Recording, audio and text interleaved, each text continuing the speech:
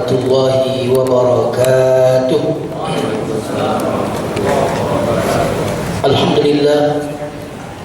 Alhamdulillahilladzi ikhtarana wa faddalana bis salatil jamaah. Asyhadu an la ilaha illallah wa asyhadu anna Muhammadan abduhu wa rasuluh. Allahumma salli wa sallim ala nabiyyina Muhammadin sallallahu alaihi wasallam wa ala alihi wa ashabihi wa man sara ala nahjihi bi ihsanin ila yaumiddin, amma ba'd. Sahabat-sahabat sekalian, hafizakumullah, sebelum kita mulai, mari kita tengadahkan tangan kita awali terlebih dahulu dengan doa. Astaghfirullahalazim, astaghfirullahalazim, astaghfirullahalazim. Rabbi na'udzubika min hamazatish syayatin wa na'udzubika rabbi an yahdurun. Allahumma akhrijna min dhulumatil jahli wal wahmi ila anwaril ma'rifati wal ilmi wa akhrijna min wukhulish shahawat ila jannatil qurubat. Na'udzubika min an nusyrika bika syai'an na'lamuhu wa nastaghfiruka lima la na'lamu. Walhamdulillahi rabbil alamin. Mari kita baca basmalah. Bismillahirrahmanirrahim. Hari ini kita akan membahas tentang perusak ukhuwah. Di dalam surat Al-Hujurat, kalau tidak salah surat 49, kita akan banyak mendapatkan ayat-ayat di dalam surah Al-Hujurat itu tentang hubungan kita dengan sesama muslim. Dari ayat 9, 10 ke bawah itu semua berbicara tentang ukhuwah. Setelah berbicara tentang ukhuwah di dalam surat 49 itu ada ayat yang berbicara tentang perusak ukhuwah. Innamal mu'minuna ikhwatun faslihu baina akhwaikum. Terus habis itu berbicara tentang sesuatu yang merusak ukhuwah. Surah Al-Hujurat. Saya sebutkan ayatnya, ya ayyuhalladzina amanu ijtanibu katsiran minadh-dhanni inna ba'dadh-dhanni itsmun. Ya. Wala tajassasu wala yaghtab ba'dukum ba'dhan. Ayuhibbu ahadukum ayyakula lahma akhihi maitan fakarihtumu. Itu ayat-ayat yang berbicara tentang perusak ukhuwah. Termasuk ya ayyuhalladzina amanu la yaskhar qaumun min qaumin. Jangan satu kaum mengolok-olok kaum yang lain, itu juga perusak ukhuwah. Banyak poin yang bisa kita bahas dari surat Al-Hujurat itu tentang perusak ukhuwah. Hari ini kita akan fokus kepada satu saja dari perusak ukhuwah itu, yaitu ghibah. Orang sekarang bilang itu menggunjing ya, gosip.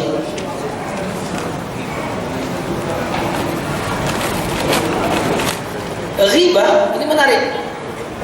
Mungkin teman-teman baru dengar ini. Ghibah, ya ba tak marbuto. Ghibah itu sama dengan ghaib. Apa? Gaib. Sakar. Kenapa? Karena saya ngomongin orang itu gaib, nggak ada di sini maksudnya. Ghibah, orangnya gaib. Maksudnya orangnya gaib, orangnya nggak ada di sini. Itu gaib. Makanya disebut ghibah. Maka definisi ghibah adalah membicarakan keburukan seseorang, sementara seseorang yang kita bicarakan itu tidak ada di tempat. Itu namanya ghibah.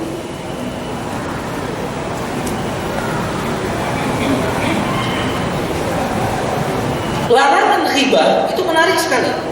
Mengapa ghibah dilarang? Karena agama kita menjaga kehormatan setiap orang. Makanya yang dijaga oleh Allah tuh kalau tidak salah ada 5. Pertama agama, yang kedua harta, yang ketiga jiwa, yang keempat akal, Yang kelima, kehormatan. Saya ulang lagi ya. Agama itu diturunkan untuk menjaga 5 ini. Yang pertama menjaga agama. Makanya murtad kalau udah masuk Islam hukumannya berat. Nggak boleh main-main dalam beragama. Nggak ada paksaan dalam beragama. Tapi kalau sudah masuk agama dipaksa taat beragama. Benar? Nggak ada yang maksa masuk Samsung, masuk BRI, masuk perusahaan di sekitar, nggak ada yang maksa. Tapi kalau udah masuk harus ikut aturan. Jadi jangan salah tafsir, nggak ada paksaan dalam beragama. Ya sholat jangan dipaksa-paksa gitu. Ente muslim enggak? Ente jadi orang Islam tuh nggak ada yang maksa. Tapi kalau udah masuk Islam dipaksa sholat. Oke ya? Menjaga agama. Yang kedua menjaga harta. Makanya diharamkan mencuri, potong tangan mencuri. Yang ketiga menjaga akal. Makanya minum-minuman yang merusak akal, narkoba, minum-minuman keras haram, akal. Yang keempat, apa tadi? Jiwa membunuh diharamkan. Hukuman membunuh itu luar biasa. Yang kelima yang ada kaitannya dengan kita ini menjaga kehormatan. Menjaga kehormatan maka diharamkan zina. Zina kalau sudah orang berzina padahal dia sudah menikah, hukumannya mati, hukum rajam.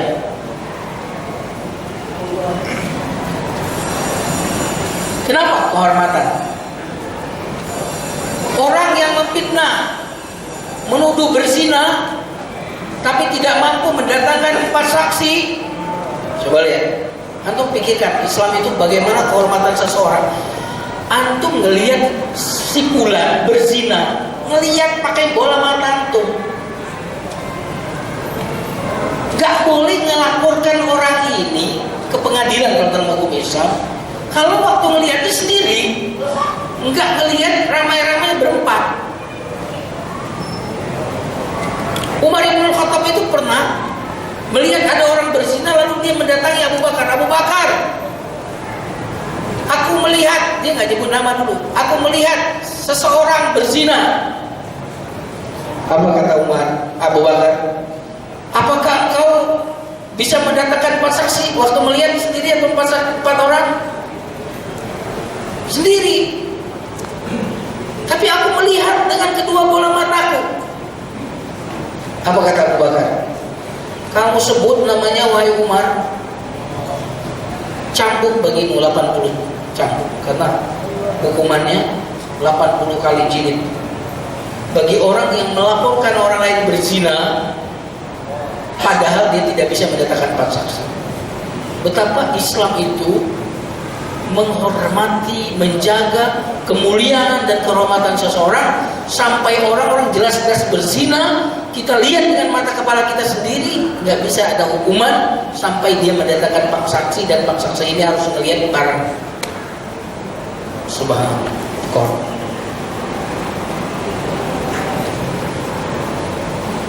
Kira-kira hukum Islam itu kejam nggak? Kejam nggak? Enggak, yang menuduh malah yang dihukum. Nah, di antara ajaran Islam untuk menjaga kehormatan seseorang, menjaga kemuliaan seseorang, yang ini bisa merusak persaudaraan kita adalah Islam mengharamkan ghibah. Oh, subhanallah. Itu berarti orang itu kehormatannya benar-benar dijaga oleh Islam. Ghibah. Ini kalau diamalin yang namanya acara check and recheck, terus apa namanya, infotainment itu kalau benar-benar nih itu udah nggak ada di Indonesia. Kenapa? Itu semua isinya riba.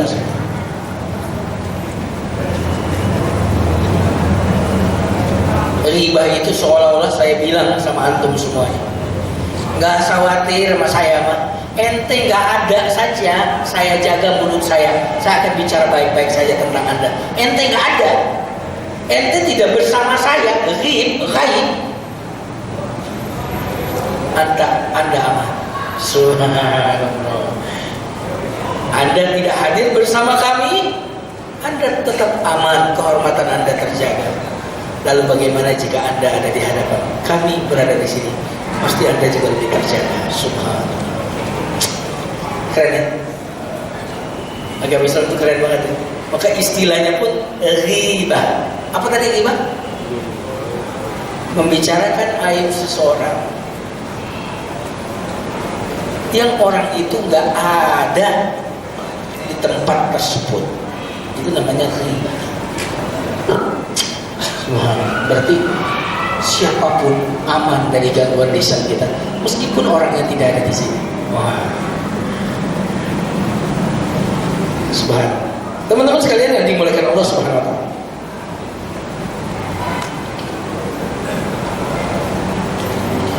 Ghibah inilah yang merusak hubungan persaudaraan. Ghibah ini yang bisa membuat seseorang mendapatkan murka Allah Subhanahu wa taala. Bahkan ghibah itu adalah sifat orang-orang munafik. Dalam hadis yang diriwayatkan oleh Abu Dawud, Rasulullah bersabda, "Ya ma'syara man amina bilisani wa lam yadkhulil iman qalbah, la taqtabul muslimin wa la tattabi'u awratihim." Wahai orang yang beriman dengan lisannya tetapi tidak hatinya, munafik berarti kan, lisannya beriman hatinya enggak. Janganlah kalian menghibah kaum muslimin. Berarti siapapun yang mulutnya seringkali menyebut aib kaum muslimin, menyebut keburukan kaum muslimin, maka itu adalah sifatnya orang munafik. Beriman dengan lisannya, hatinya enggak. Berat. Tapi Ustadz yang saya omongin memang benar Ustadz, memang benar dia tuh pelit Ustadz. Ini bukan ngomongin orang Ustadz, memang dia pelit. Kata Nabi, kalau benar tuh omongan itulah ghibah, karena orangnya gak ada di tempat. Kalau yang kita omongkan tidak benar, itu dusta. Artinya yang namanya ngomongin orang benar atau tidak benar, omongan kita tetap itu berdosa. Kenapa? Kalau benar itu ghibah, kalau tidak benar itu berarti kita berdusta. Dua-duanya dia. Bapak Ibu sekalian yang dimuliakan Allah Subhanahu wa taala. Mari kita buka surah Al-Hujurat ayat 12. Supaya antum tahu bagaimana ghibah ini kejinya luar biasa. Wala yaghtab ba'dukum ba'dan. Janganlah sebagian kalian menghibah, menggosipi sebagian yang lain, menggunjing sebagian yang lain. Perhatikan ayatnya. Ayuhibbu ahadukum ayyakula lahma akhihi maitan. Apakah ada di antara kalian yang senang, yang hobi memakan bangkai manusia? Coba jawab pertanyaan saya. Apa hukum makan bangkai? Hah? Haram. Bangkai kambing? Haram. Sepakat? Jawab sekali lagi. Apa hukum makan bangkai? Haram. Yang kedua pertanyaannya, lalu bagaimana jika bangkai itu bangkai manusia? Apa hukumnya? Saya ulang lagi pertanyaannya biar fokus. Nah, kalau bawa ini enak ya? Kalau bawa gak ada, gak bawa ya? Nih ayatnya ini ya. Wala yaghtab ba'dukum ba'dah. Dan janganlah menggunjing satu sama lain. Adakah seorang di antara kamu yang suka memakan daging saudaranya yang sudah mati, memakan bangkai? Kalau sudah mati kan bangkai berarti kan, benar nggak? Benar nggak? Sekarang jawab pertanyaan saya, apa hukum makan bangkai?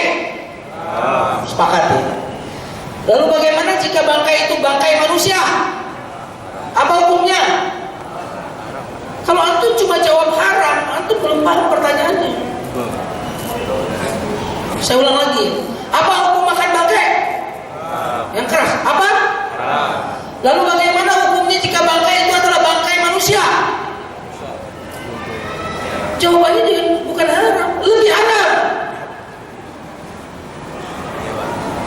kan? Salah kalau jawab haram. Belum paham substansi pertanyaannya. Bagaimana jika bangkai itu bangkai manusia?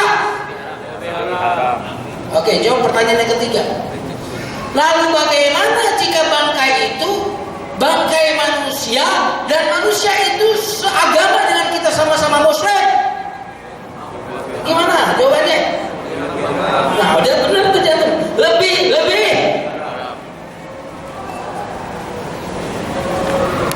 Lalu bagaimana jika bangkai itu bangkai manusia sesama muslim satu komplek? Coba lihat. Satu komplek. Pasti tambah lebih terus satu. Lalu bagaimana dia itu bukan cuma satu komplek, satu RT?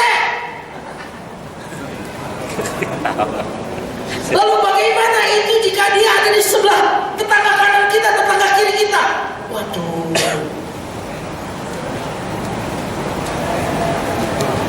Ya.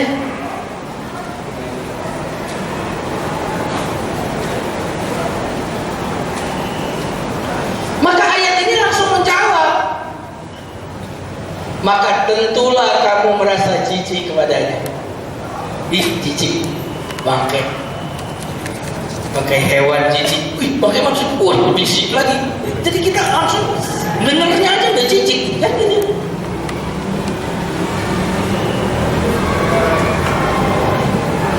Lihat bagaimana agama itu menjaga persaudaraan kita, kehormatan saudara kita. Ayat ini luar biasa teman.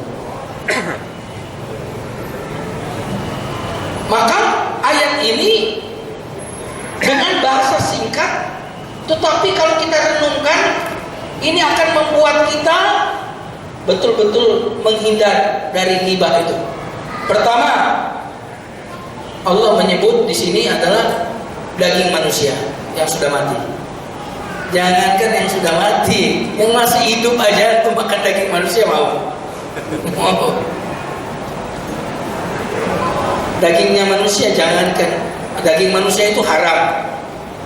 Kalaupun daging orang kafir pun haram. Jangan antum benci orang kafir, mati saya goreng di dagingnya, nggak bisa, tetap haram jijik. Ya. Yang kedua, di sini disebut lahma akhihi.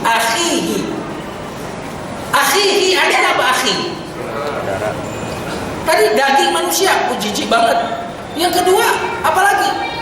Manusia itu saudaramu sesama muslim. Lebih jijik lagi saya kalau masak makan daging saudara saya sendiri.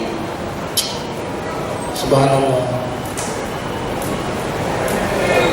Yang berikutnya, yang ketiga, maitan.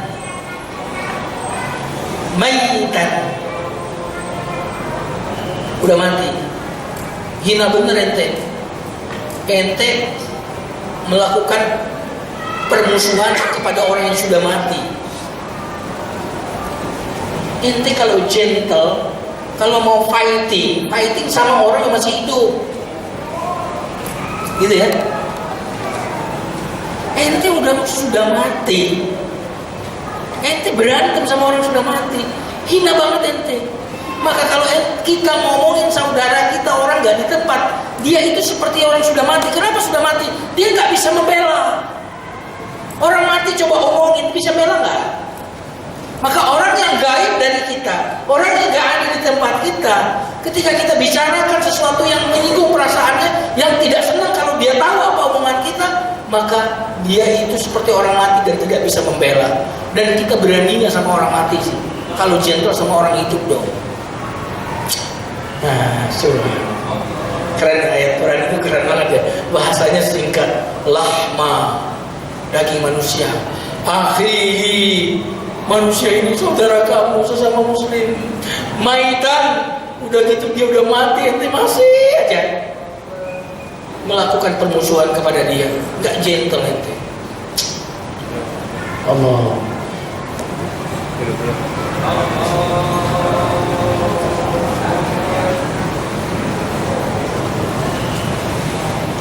Makanya Allah nggak nunggu jawaban kita, langsung disebut. Kenapa? Udah pasti langsung. Fakari tumu. pasti kamu jijik langsung. Nggak pakai nunggu jawaban kita, langsung. Maka kalau ada orang yang suka makan bangkai, kira-kira dalam pikiran kita sesuatu yang sukanya sama bangkai itu apa? Yang suka makan bangkai itu apa? Cacing, apa lagi? Belatung. Maka akan membuat kita malu dong. Ente suka bangkai, subhanallah, sama-sama belatung, suka sama dengan cacing kualitasnya.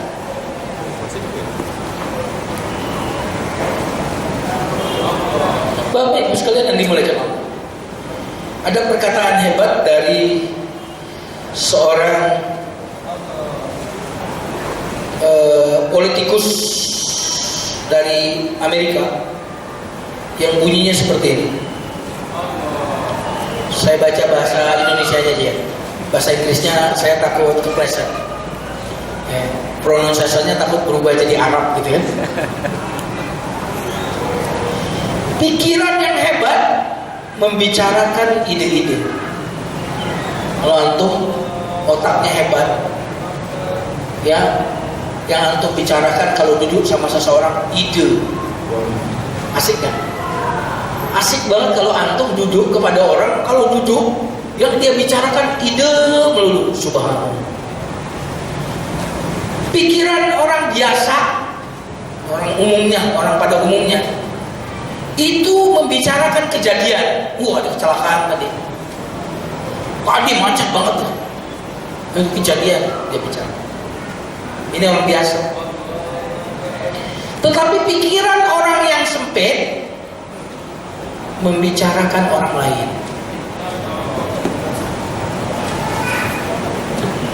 Beda ya? Orang yang pikirannya hebat membicarakan ide. Pikiran biasa peristiwa kejadian. Pikiran sempit picik, ya. Pikiran kotor membicarakan apa?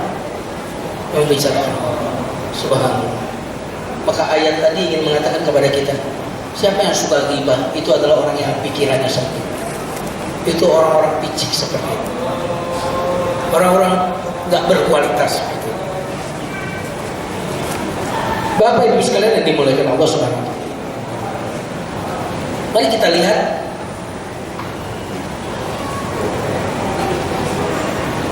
apa motif orang itu ghibah.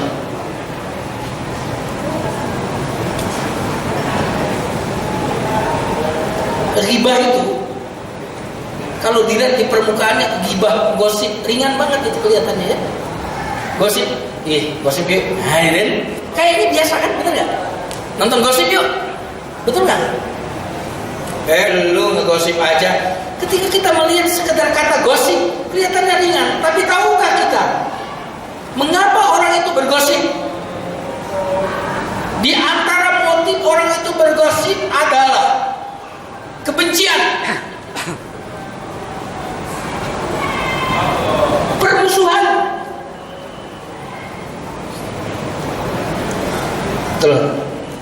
Betul nggak? Kalau antum seneng sama Fadil, nggak ada kebencian, kira-kira antum ngomongin Fadil apanya yang diomongin? Kejelekannya atau kebaikannya?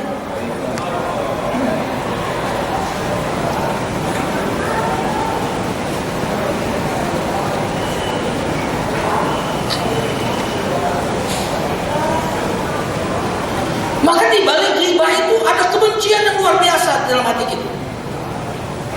Ada permusuhan yang luar biasa kepada kita. Karena kalau kita mencintai seseorang, maka kita akan berbicara kebaikan orang itu, kelebihan orang itu. Tapi karena di hati kita benci, maka kita gosip, kita ghibah. Ngeri. Selain itu apa motifnya? Iri, dengki. Subhanallah. Susah melihat orang senang, senang melihat orang susah. Ini salah satu sifat orang munafik. senang melihat orang Islam susah, susah melihat orang Islam senang. Ini sifat orang munafik. Kalau antum senang Turki sekarang dipimpin oleh pemimpin Muslim dan di parlemennya mayoritas menang, antum senang, ada orang beriman sebenarnya. Tapi kalau antum nggak senang dengan apa yang terjadi di Turki sekarang, kemenangan Erdogan, mayoritas di parlemennya adalah juga partai Islam, dan Turki mengalami kemajuan yang luar biasa, antum nggak suka, antum justru yang disebar jelek-jeleknya, itu tanda antum munafik.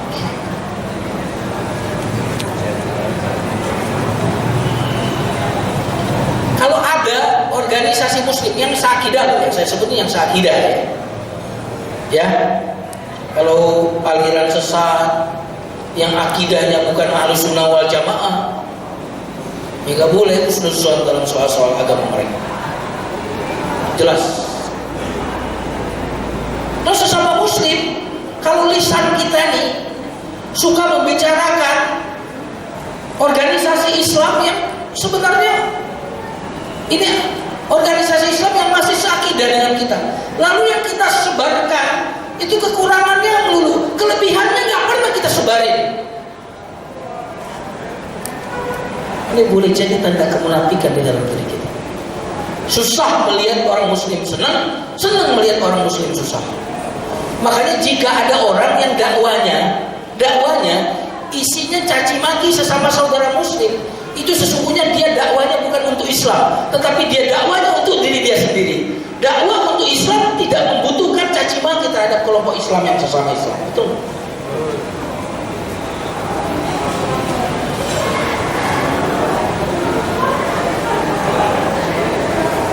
Nah, gimana nih kalau semua kelompok berpegang kepada ini? Gimana rasanya? Yang saya sebut sini saudara sesama Muslim, ya, secara sempit, bukan saudara yang lebih meluas sesama manusia, itu beda lagi pembicaraan. Bapak Ibu sekalian yang dimuliakan, udah berapa motifnya tuh?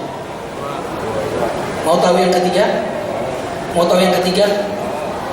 Mudah-mudahan yang pertama, yang kedua tadi kita semuanya enggak, bukan itu motif kita. Yang ketiga, kita ikut nimbrung dalam satu majelis biar ada nyambung. Paham nggak? Ini teman-teman antum lagi gosip, antum sendirian baru datang. Nah, gimana kira-kira pas antum nimbrung di situ? Hah? Antum mendengar gosip, apa yang antum lakukan? Pergi? Biasanya apa? Nimbrung. Kalau nimbrung biasanya ngapain? Ikutan. Apalagi kalau di majelis itu yang ngegosipin adalah atasan. Antum anak buah. Kira-kira gini. Antum nimbrung, kemudian melarang gosip itu di tempat itu, atau pergi, atau ikut menjadi bahan bakar bagi gosip itu. Ini atasan antum yang gosipin, supaya antum mendapatkan cinta, perhatian dari atasan, antum mencoba untuk, artinya ada jenis gosip yang motifnya jabatan, ada jenis gosip yang motifnya mendapatkan kedudukan. Yang begini nih saya tidak tahu apakah kita semuanya selamat. Mudah-mudahan yang pertama, yang kedua kita selamat. Amin. Di sini saya yakin nggak ada yang berzina di sini nih. Saya yakin di sini nggak ada yang membunuh nih. Saya yakin 100% di sini nih jamaah ini nggak ada yang membunuh orang, nggak. Saya yakin di sini nih nggak ada yang mencuri nih yang ada di sini. Tapi saya tidak yakin kalau di sini ini tidak menggibah dalam hidupnya. Insya Allah kalau kiai kira-kira nggak mungkin bunuh orang. Insya Allah ya. 80% lah kiai nggak bunuh orang, kalah. Gitu kira-kira gitu ya. Kiai berzina, ya mungkin iya, tapi Kecil kemungkinan kira-kira gitu ya. Enggak mesti. Tapi kalau kiai gosip menggunjing kiai yang lain, ustadz yang lain, kelompok muslim yang lain, ini penyakit yang demi Allah orang-orang yang kita anggap tokoh pun belum tentu selamat dari ghibah.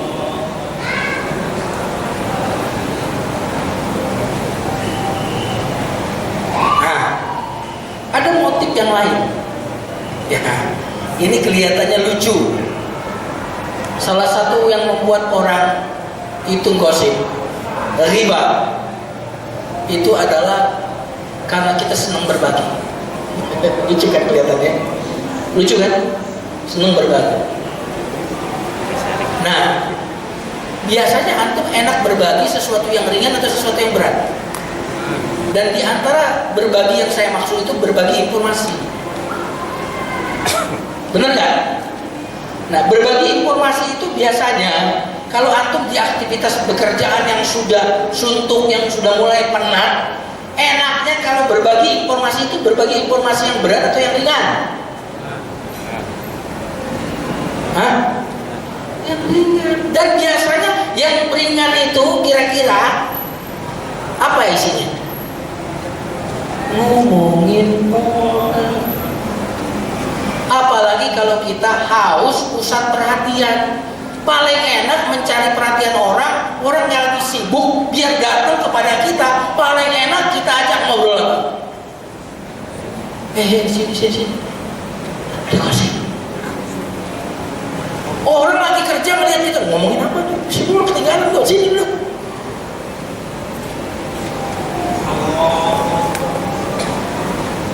Artinya ada jenis motif gosip itu yang tadi, cenderungan kita yang senang berbagi, termasuk berbagi informasi, dan informasi yang enak dibagi itu informasi yang ringan. Selingan, sudah suntuk di kantor, ini banyak kita bisa terjebak kepada riba yang semacam itu. Subhanallah. Teman-teman sekalian yang dimuliakan Allah Subhanahu wa taala.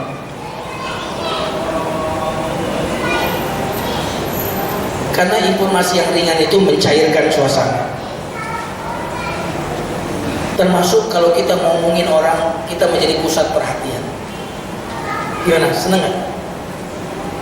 Coba kalau untuk bicara ilmu, nggak jadi pusat perhatian, pada ngantuk, bener gak? Coba kalau saya di sini ngomongin artis yang lagi ada gosipnya atau ustadz tertentu yang misalkan selingkuh, atau gimana? Ngantuk nggak? Ngantuk nggak?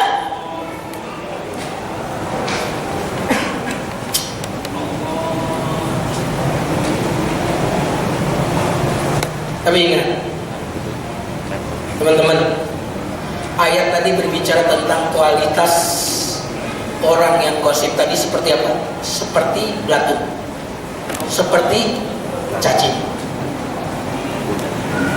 Dengarkan ini ya. Siapa yang bergosip kepada Anda, maka suatu saat dia akan menggosipkan Anda. Setuju? Setuju nggak? Siapa yang bergosip kepada kita, ngomongin orang di depan kita, kan udah tahu Quran itu belatung. Itu orang itu kotor pikirannya, orang itu ada dengki, orang itu ada kebencian di hati orang itu ada iri hati. Ayat ini mengatakan, sekaligus ayat ini mengatakan kepada kita, dia sekarang gosipin orang kepada kamu, suatu saat nanti dia akan menggosipi kamu. Apa yang menghalangi dia untuk tidak menggosipkan kita? Maka jika semua orang mengetahui ini, maka akan membuat orang menilai tukang gosip itu rendah, hina. Mestinya gitu. Ayat ini mengatakan, ketahuilah penggosip itu hina, penggosip itu kotor, penggosip itu jorok.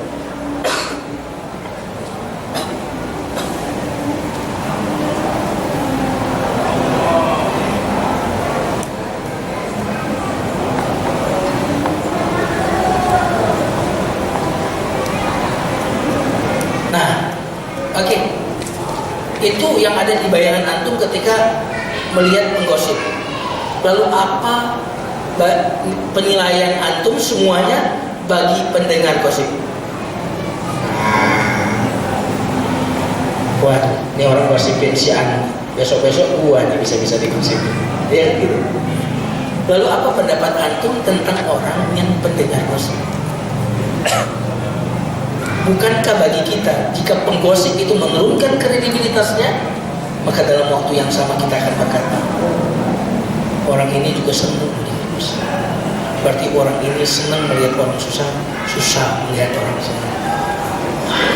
Wah, ngeri sih, ngeri. Karena ayat tadi fakar itu kamu cici.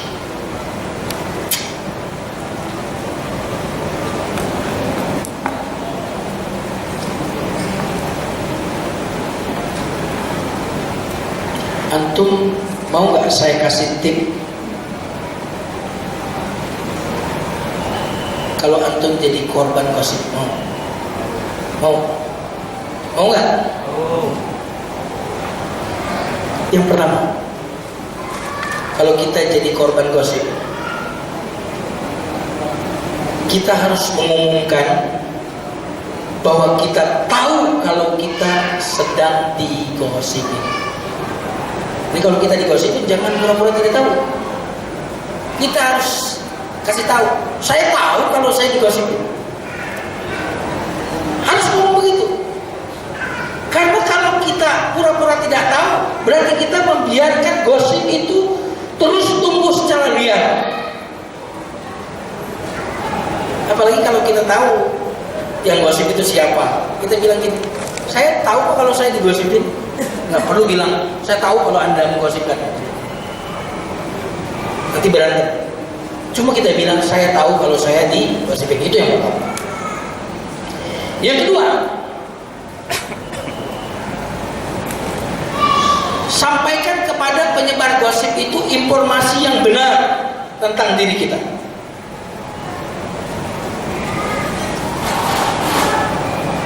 Karena definisi gosip apa?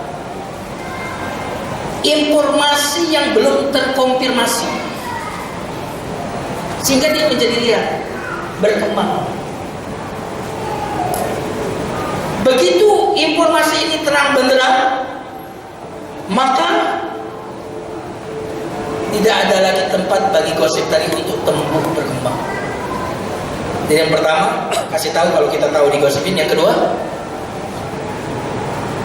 beritahu ya informasi yang sebenarnya tentang kita. Yang ketiga,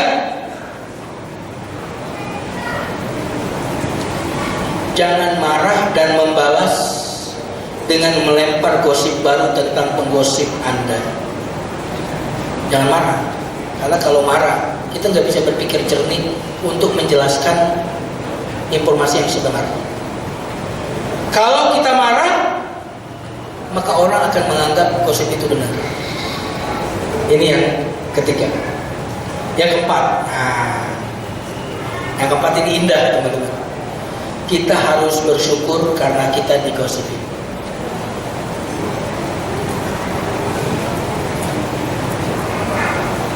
Tahu kenapa? Tahu nggak kenapa? Karena kalau kita digosipi, berarti kita orang hebat, kita potensial, kita memiliki kelebihan. Karena kalau kita nggak punya kelebihan, mana mungkin orang itu iri. Jadi kalau hidup kita itu nggak ada orang yang ngiriin, nggak ada orang yang menggosipin, berarti hidup kita itu tidak pernah berkualitas. Karena hanya orang-orang berkualitas, orang-orang yang tumbuh hidupnya, orang-orang yang punya prestasi lah yang diiriin sama orang. Betul? Betul? Apa mungkin orang akan menendang anjing mati?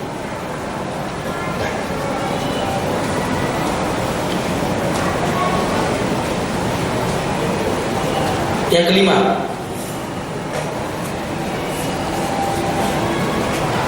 sebenarnya tadi bersyukur tadi, akar dari iri adalah pengakuan orang akan prestasi dan kemampuan kita. Jadi kalau antum gak mau diiriin, jadilah orang yang hidupnya gak ada prestasi. Insya Allah gak ada yang iri sama antum. Nggak bisa Ustaz, saya maunya berprestasi, saya maunya punya rumah bagus, mobil bagus. Dia siap-siap saja, ada yang ngegosipin, ada yang gitu.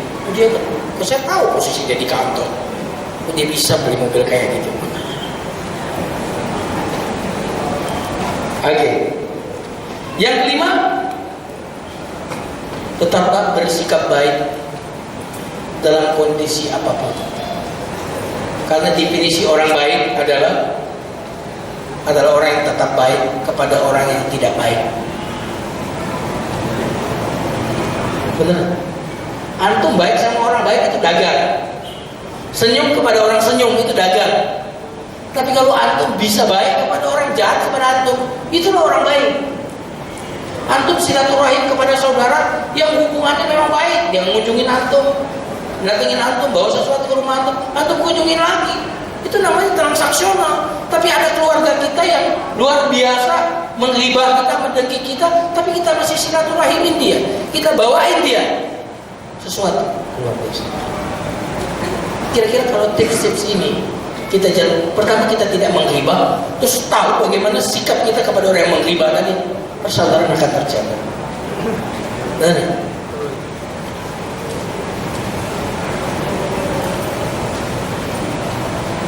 yang keberapa nih? Keenam,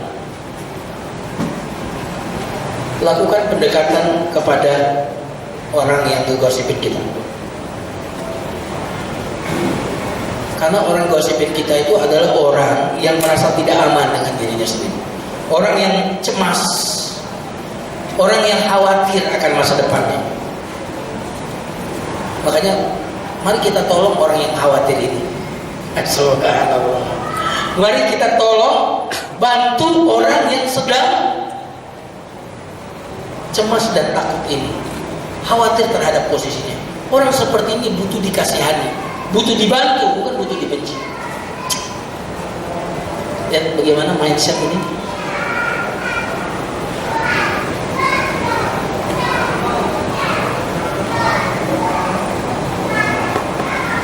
Ini tips bagi kita jika jadi korban gosip. Tips menghindari untuk tidak menjadi pendengar gosip. Mau gak? Mau? Masih semangat gak? Masih semangat? Tips bagaimana kita, tips bagi pendengar gosip. Kita susah ini, kita makhluk masyarakat ya, bermasyarakat, bersosial. Zaman sekarang tuh kadang-kadang ada yang ngegosip kepada ustadz lagi. Ustadz sini nih, menurut ustadz gimana? Ustadz ini jadi gini. Ya. Kalau kita nggak ngegosip, kita bisa jadi pendengar. Wah, susah menghindari. Bagaimana tipsnya jika kita menjadi pendengar gosip? Yang pertama, jangan bergabung dengan pembicaraan gosip. Nah, enak sekali kalau antum bisa. Waduh, saya lapar banget nih, di gemeteran. Maaf ya, saya mau makan dulu. Ya, kenapa demikian?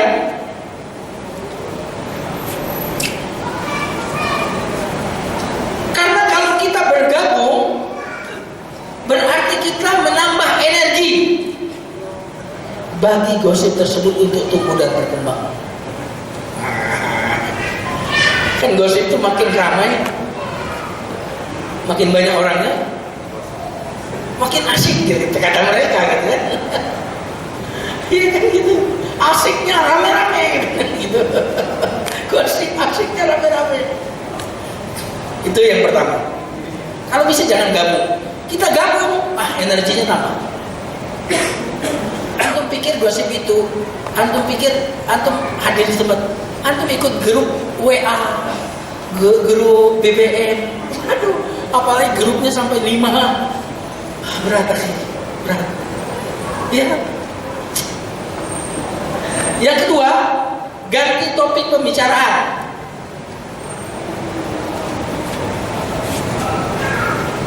Dengan mengganti topik, kita memangkas peluang bagi pucuk gosip untuk terus tumbuh. Wah, pucuknya udah kita, udah jangan ngomongin gitu, nah kita ganti topik aja. Gitu. Kalau antum bisa begitu luar biasa.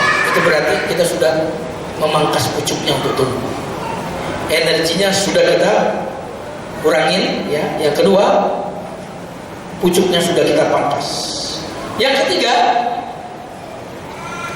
ceritakan hal positif tentang objek orang yang sedang digosipi.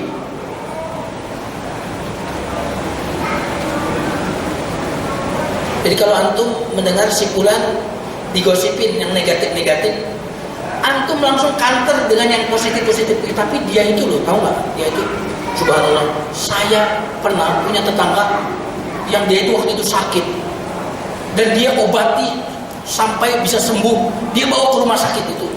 Coba lihat. Ya. Ini bisa menjadi penawar bagi hama gosip. Ya. Jadi waktu gosip lagi hot-hotnya, antum kasih ceritakan yang positif tentang orang yang digosipi. Ini penawar. Kalau udah ditawar, kita ganti topik. Yang berikutnya, tanyakan kepada penggosip fakta-fakta seputar gosip tersebut. Biasanya rata-rata penggosip nggak punya fakta. Benar? Kapan? Di mana? Siapa saksinya? Saya merenungkan. Mari kita perhatikan. Allah memberikan kepada kita mata, tapi mata ini ada penjaganya apa? Apa? Nih, kelopak mata. Benar? Allah memberikan kita lisan untuk bicara, tapi Allah kasih penjaganya. Apa itu? Hah? Bibir, apa lagi? Itu artinya. Ini masalahnya, ini tahan, ini yang nggak tahan. Saya di beberapa grup itu kalau nggak tahan, mungkin sudah banyak persaudaraan yang sudah putus di grup-grup itu. Ada grup teman waktu di pesantren, di grup komplek. Itu banyak sekali hal-hal yang saya tidak setuju, dan kalau saya segera menyampaikan sesuatu itu bisa langsung terjadi permusuhan. Dan saya sehalus mungkin. Itu padahal ingin memperbaiki, itu kita ingin memperbaiki saja, kalau ceplos-ceplos itu bisa luar biasa. Dahsyat.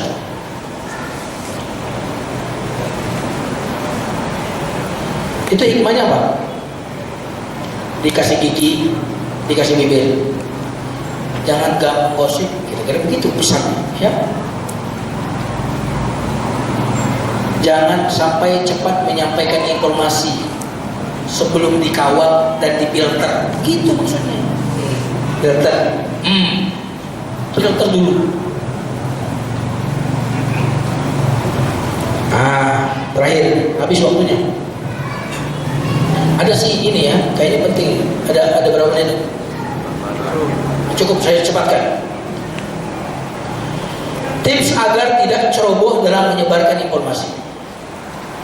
Tadi kalau kita korban pendengar. Sekarang agar kita tidak ceroboh, tidak menjadi penggosip. Yang pertama, tanyakan apakah informasi itu benar. Makanya di dalam surat Al-Hujurat ini yang berbicara tentang ukhuwah, di situ ada ayat untuk mengkonfirmasi. Apabila datang berita, maka tabayunlah. Itu surat Al-Hujurat ini. Subhanallah. Sekali lagi, makanya seluruh perangkat untuk menjaga hubungan itu ngaji surah Al-Hujurat. Makanya kalau antum ketua DKM, suruh kaji tafsir Al-Hujurat di masjid itu. Ya, itu hubungan yang mengatur harmonisasi antara warga, khususnya kaum muslimin. Kaji tafsir itu. Jangan menyebarkan sebuah informasi sebelum yakin benar. Yang kedua, tanyakan apakah informasi itu baik. Bener sih, tapi baik kan? Kira-kira gitu ya kan? Kalau bener tapi nggak baik, ngapain sih? Yang ketiga, tanyakan apakah informasi itu perlu disebarkan atau tidak.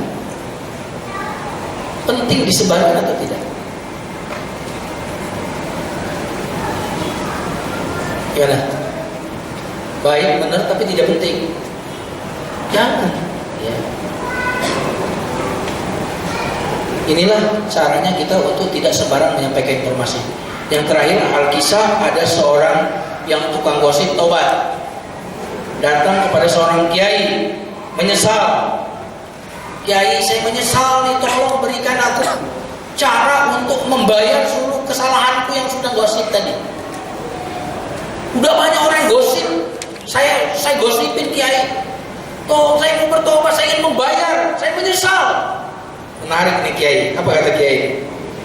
Pergilah kau ke pasar, belilah seekor ayam yang sudah sembelih, cabut sedikit demi sedikit bulu ayam itu dan jatuhkanlah dalam perjalananmu pulang ke rumah. Sembelih ke pasar, bawa ayam cabut. Setelah selesai, lapor kiai, sudah selesai kiai. Kemudian kiainya bilang, besok kamu tolong pergi lagi dan kamu kumpulkan bulu-bulu ayam yang kau taburkan kemarin dan bawa semuanya kepadaku. Kemudian si penyebar gosip ini meniti jalan yang ia tempuh kemarin. Dia kumpulin bulu-bulu ayam yang disebarkan. Ia sangat cemas karena angin telah menyapu bulu-bulu tersebut entah kemana. Lalu dia mendatangi orang bijak hanya dengan membawa sedikit bulu yang berhasil ia kumpulkan. Lalu dengarkanlah apa kata Kiai.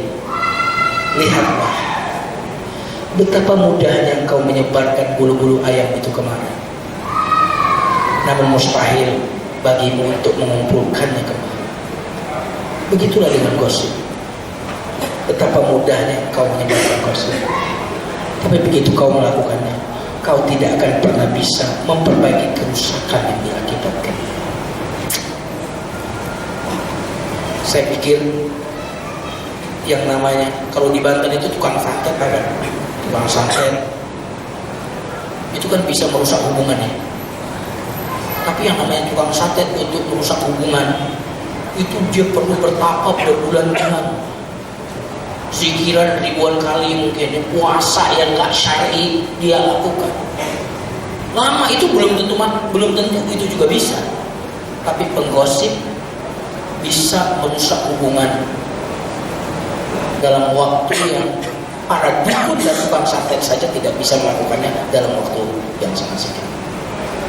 Jadi kalau hanya untuk merusak hubungan nggak perlu jadi dukun, nggak perlu tukang santet. Jadi tukang fitnah, tukang gosip, selesai. Betul? Oke. Ada yang mau bertanya? Silakan. Nah itu beliau di belakang.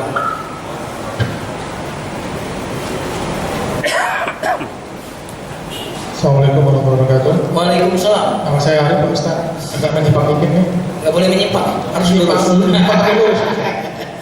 Saya baca di berita online itu ada seorang ustaz katanya pelawak gitu. Dia bicara seorang pemimpin itu tidak perlu jadi agama ya, tapi dia bisa memimpin. Karena dia seorang pelawak tapi suka di TV, suka ngajak drama. Gimana Pak Ustaz? Assalamualaikum warahmatullahi wabarakatuh. Waalaikumsalam warahmatullahi wabarakatuh. Yang penting kita belum menyebut nama ya, oke? Beliau juga tidak menyebut nama. TST.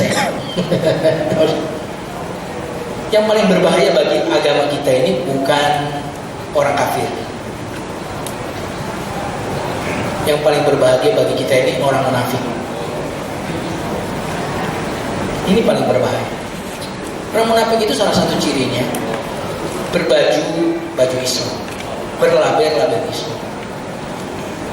Mungkin dia statusnya ustaz, tapi bukan ustaz, artis. Ya kan? Statusnya adalah seorang pemimpin ormas Islam aswaja, tapi sesungguhnya dia orang Syiah sesungguhnya. Ini paling berbahaya. Maka jika kita melihat ada orang yang omongannya ya, tidak sejalan dengan Al-Quran, padahal dia adalah seorang ustaz, seorang kiai, ketahuilah bahwa dia adalah orang munafik. Karena orang munafik itu sumombuk menom yang pahum layar cium. Orang-orang munafik itu enggak suka dia itu melakukan sesuatu, mengatakan sesuatu berdasarkan Quran dan hadis. Dia akan melakukan sesuatu itu berdasarkan kepentingan, berdasarkan kemaslahatan, keuntungan yang buat dia. Itu orang munafik. Di mana ada untung, di situ ada dia. Itu orang munafik. Tetapi orang yang beriman, di mana ada kebenaran, di situ ada dia. Meskipun kepentingan dia terancam. Itulah orang yang beriman yang sejati. Makanya mengapa di surah Al-Baqarah ketika Allah mengelompokkan manusia menjadi 3 kelompok. Yang pertama orang beriman, kalau nggak salah cuma 4 ayat. Dari kalau kita boleh raiba fi dalam mutakin alladzina yu'minuna bil ghaib wa liqa'u damir rabbihim wa liqa'ul mu'min 4 ayat. Ketika berbicara tentang orang kafir cuma 2 ayat. Innal ladzina kafaru sawa'un alaihim anzarta ma'am tuzim la yu'minuna khatamallahu ala qulubihim wa la sam'ihim wa la absarihim syawatu wa la ma'adzabun azim. 2 ayat. Tapi ketika berbicara tentang orang munafik 13 ayat kalau tidak salah. Dari wa minan nasi may yaqulu amanna billahi wal yawmil akhir. Panjang lebar berbicara tentang orang. Makanya mengapa ada sebagian orang itu Ustaz, orang yang nggak beriman kan banyak Ustaz. Ngapain sih kita berbicara tentang orang-orang yang aliran sesat, aliran Syiah? Saya bilang orang kafir mah jelas nggak terlalu bahaya. Kalau ada orang kafir bilang begini, saya itu emang anti Islam, lu mau apa, kan jelas kan? Ya. Jelas kalau dia apa? Jelas kalau dia kafir. Mestinya jangan dipilih kan gitu. Jelas nggak? Jelas. Tapi kalau orang saya ini muslim, saya ini ustaz, saya ini kiai, tapi ngajaknya memilih pemimpin kafir. Ini sama di sini. Inilah orang yang sholat bersama kita, iya kan, ngumpul bersama kita. Kita menganggap dia teman, kita mengungkapkan apapun karena saking percayanya kita kepada dia. Tapi dia musuh dalam selingkuh, ini bahaya. Mudah-mudahan Ustadz yang Bapak sampaikan tadi, mudah-mudahan dia karena lagi mabuk. Artinya kalau mabuk itu biasanya nanti sadar. Nah itu kira-kira ya. Yang mungkin mabuk duit bisa, mabuk popularitas bisa lah. Namanya juga lagi mabuk. Omongannya itu nggak benar kalau lagi mabuk, ya kan? Itu husnuzon saya. Tapi kalau karena kebodohan, Bapak saja yang bukan ustadz dalam artian label ya. Bapak aja tahu kalau itu nggak boleh, ayatnya jelas. Masa ustadz nggak tahu sih, kan gitu. Kalau nggak tahu sih menurut saya nggak tahu. Yang mungkin itu mabuk, saya bilang. Ini mabuknya lebih berbahaya masalahnya. Kalau mabuk minuman keras mah, ini mabuk popularitas bisa. Kadang-kadang ustadz, yang penting saya tidak menyebut namanya sekali lagi. Ya, kalaupun di format Bapak ada ustadz tertentu ya itu sama Bapak sendiri. Kadang-kadang apalagi kalau sudah masuk TV, kebetulan yang di depan ini juga sudah masuk TV ya. Antum doakan saya supaya saya istiqomah ya, nggak mabuk, kira-kira gitu ya. Saya juga minta sama Allah ya jangan sampai mabuk. Kalau nanti bakalan mabuk, udahlah berhentiin aja di TV. Begitu doa saya, ya kan gitu. Kadang-kadang ketika seseorang sudah popularitasnya udah mulai turun. Nah, kalau para artis kan, bagaimana mendongkrak popularitasnya? Bikin yang nyeleneh-nyeleneh. Nah kebetulan di sebuah negeri itu yang banyak laku itu kalau ustadznya rada-rada artis gitu. Nah, gitu. Makanya cara mengangkat popularitas pun bisa dengan. Jadi banyak mungkin. Tapi saya kira lagi mabuk, kira-kira gitu. Itu yang paling. Mudah-mudahan segera sadar ya. Ada yang lain? Dari Ustaz, ini titipan banyak orang sebetulnya Ustaz pertanyaannya mengenai gibah. Kembali ke topik Ustaz pertanyaannya, yaitu bagaimana, apakah termasuk gitu ya konteks gibah ini membicarakan pemimpin dan kebijakannya gitu ya yang nggak sesuai dengan nilai-nilai keislaman Ustaz? Iya. Mohon. Ya. Kalau pemimpin ini asal hukum gosip itu haram, asal hukumnya. Hukum asalnya haram.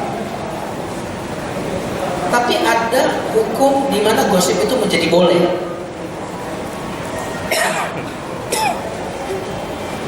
Di antaranya adalah membicarakan orang yang sudah tidak malu-malu lagi berbuat kesalahan. Sudah menjadi hobinya dia. Karena tujuan dilarang ghibah itu apa sih? Menjaga kehormatan seseorang. Contohnya ada orang yang, mohon maaf, kemana-mana pakaiannya hot, jogetnya seronok, bahkan kebanggaannya. Kita ngomongin keseronokannya itu boleh. Jadi membicarakan buruknya orang-orang yang fasik itu boleh, karena mereka sudah terang-terangan. Tapi kalau orang itu track recordnya bagus, baik, dan tidak terkenal orang yang zolim, ya cuma mungkin khilaf saat zolim, itu nggak boleh kita ngomong. Kalaupun mau, kita langsung kasih tausiah, ngirim surat kepada dia atau sampaikan dengan cara. Tapi kalau orang ini sudah terkenal tukang bohong, menang karena bohong, maka yang seperti ini boleh digosipkan, pengecualian. Itu salah satunya. Keluar dari hukum asal. Kayak antum, nggak boleh sih ngomongin kejelekan antum. Kamu masih terhormat, masih malu kalau berbuat dosa. Terkenal orang jujur antum selama ini. Gitu. Jadi itu. Yang kedua, ngegosipin itu, kalau kita ingin menyelamatkan orang lain, kemana lu? Ketemu si Anu, kenapa? Ada bisnis saya sama dia, baru memulai. Kita tahu si Anu itu udah banyak korbannya. Bisnis sama dia ini nggak tahu. Nah, jika yang kita ketahui tadi fakta, ya bukan dugaan, fakta betul-betul, kita boleh menyampaikan. Sekedar ini aja sharing, nasihat saya jangan berbisnis sama dia, karena beberapa kasus terbukti kalau dia suka menipu. Udah ngomongnya soal itu aja, jangan melebar, karena kepentingan kita juga cuma untuk menyelamatkan dia. Jangan semua-muanya itu, tau nggak? Bininya lo tau nggak usah, anaknya apalagi gitu, nggak ada hubungannya. Fokus kepada tadi, gitu ya. Itu boleh. Pengecualian itu. Namanya pengecualian, berarti keluar dari hukum asal. Makan bangkai itu nggak boleh asalnya, kan gitu. Nah, kalau saya kelaparan mati gak ada makan, kalau nggak makan bangkai itu, mati saya wajib makan bangkai itu, tapi jangan sampai kenyang. Kalau sampai kenyang itu namanya doyan. Jelas ya? Makanya yang namanya bab darurat itu sekedarnya. Pemimpin zolim nggak bagus, bagaimana supaya tidak terpilih lagi? Ya nanti ya tuh kasih tahu, terutama fokus dalam soal-soal kepemimpinan. Ya, tetap ada batasan-batasan. Seorang istri yang ingin mencurhatkan suaminya yang pelit medit, dia ingin tahu hukumnya bagaimana kalau ngambil duit suaminya tanpa seizinnya, dia datang kepada kiai. Mau nggak mau dia omongin tuh suaminya, betul nggak? Kiai, mau ngadu nih kayak gimana? Suami saya itu kalau nggak dipinta untuk belanja aja nggak keluar. Nah, itu ngomongin siapa? Atau antum menyebut kekurangan seseorang yang kalau tidak dijemput, orang itu yang antum ajak bicara itu nggak ada salam dari siapa? Dari Pak Rijal, namanya sama. Rijal yang mana? Rijal itu yang badannya tinggi. Orang yang diajak ngomong ini nggak paham-paham, ya. Rijal yang mana? Ya lama kita jelasin, nggak lama. Itu loh. Yang mulutnya lada monyong. Nah, mau nggak mau kita, kalau di kampung saya itu banyak yang namanya ujang, orang Palembang, kampung. Ujang tuh banyak banget. Makanya macam-macam tuh nama ujang. Ada ujang cicak, ada ujang sao. Bedanya apa? Ujang cicak tuh rada sinting, suka makan cicak. Kalau ujang sao ini normal, cuma pernah ketahuan nyolong sao jatuh. Ini benar tuh. Tapi orangnya setelah itu baik, jadi semua orang kemana? Ujang sao. Orang tahu dia maling sao jatuh gitu. Padahal sekali-sekalinya itu dia maling. Heboh. Nah ini beberapa kebolehan-kebolehan itu ya. Apalagi menyangkut kalau kita tahu ini orang benar-benar zalim dan sukanya menipu, pencitraan. Wah, kaum muslimin bisa tertipu nih. Mau kita harus. Masalahnya kaum muslimin ini justru kalau pemimpin Islam ada kurangnya dikit disebari. Benar nggak? Kelebihannya nggak di-share, saya heran. Ini imannya tuh di mana? Gitu.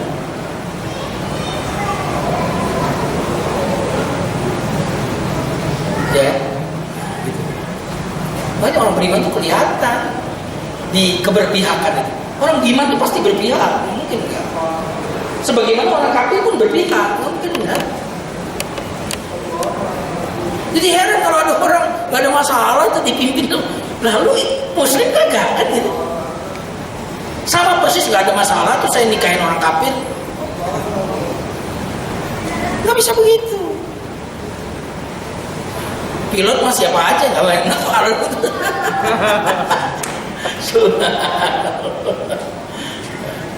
Allah. Ya mudah-mudahan Allah menyelamatkan ustadz-ustadz kita, ulama-ulama kita, dan kita berdoa mudah-mudahan ustadz yang betul-betul berilmu, ustadz yang benar-benar soleh, mereka lah yang nanti sering muncul di TV. Amin. Amin. Karena saya juga akhirnya bisa nonton TV juga kan gitu. Jauh Ustaz dan Dokter Profesor asik nih, kayak gitu. Asik juga. Dan kalau yang menari-nari kan nanti yang dengar siapa, kualitasnya kita tahu kan.